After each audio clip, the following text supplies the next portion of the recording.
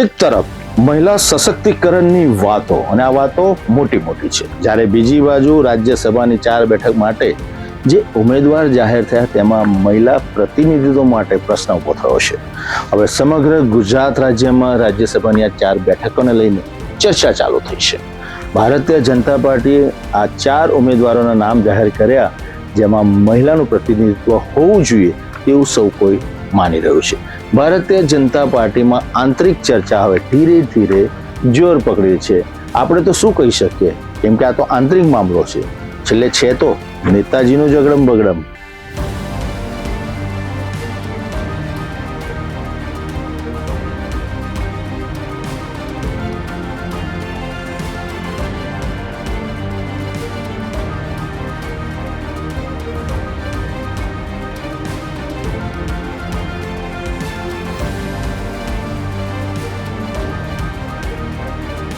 ગુજરાતમાં ખાલી પડેલી રાજ્યસભાની 4 બેઠકો માટે છેલ્લા કેટલાક દિવસોથી ઉમેદવારોની પસંદગી અંગે ભાજપમાં ચર્ચા અને કવાયત ચાલી રહી હતી. સૂત્રોના મતે દિલ્હી હાઈકમાન્ડ સુધી અનેક સંભવિત નામો મોકલવામાં આવ્યા હતા, જેમાં અનુભવી નેતાઓ તેમજ નવા ચહેરાઓના નામો પણ સામેલ હતા. અંતે ભાજપે નવા 4 ઉમેદવારોના નામ જાહેર કર્યા, જેમાં રાજુભાઈ શુક્લા, મુકેશભાઈ રાઠવા, માનસિંગ પરમાર અને જીતેન્દ્ર કણઝારિયાનો સમાવેશ થાય છે.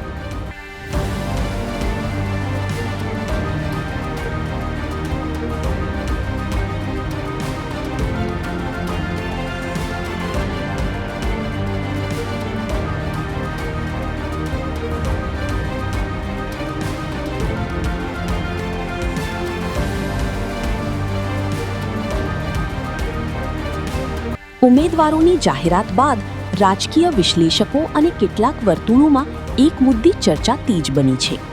4 ઉમેદવારો પુરુષ હોવાને કારણે મહિલા પ્રતિનિધિત્વ અંગે સવાલો ઉઠી રહ્યા છે.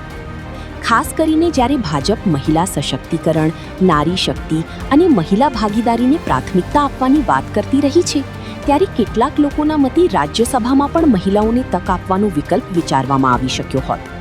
જો કે પક્ષની અંદર સામાજિક અને રાજકીય સમીકરણોને આધારે પસંદગી કરવામાં આવી હોવાનું માનવામાં આવે છે.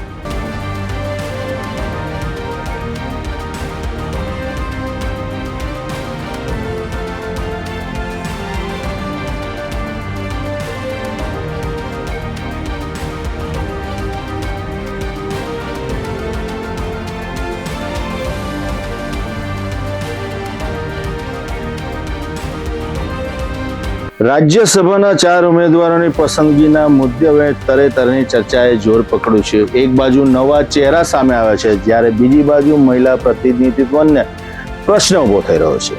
હવે આ જે ચર્ચા છે રાજકીય જ સીમિત રહી શકે છે કે પછી આગળના સમયની અંદર નવા ચહેરાઓની સામે મહિલાને પ્રતિનિધિત્વ મળી શકે છે. મહિલા સશક્તિકરણની વાતો, મહિલા પ્રતિનિધિત્વની વાતો જ્યારે બેઠકોના નામ જાહેર થયા ત્યારે માત્ર શૂન્ય અવકાશ. હવે ચર્ચા જે પણ હોય આંતરિક મામલો છે અને પાર્ટીએ જે પણ નિર્ણય લીધો છે એ કદાચ તમામ કાર્યકર્તા હોદ્દેદારોને શિરોમાન્ય હશે, પરંતુ જે વાત થાય છે એવું જ પરિણામ હોવું જોઈએ તેવું સૌ કોઈ માની રહ્યા છે. છેલ્લે તો છે તો નેતાજીનું અગડમ બગડમ.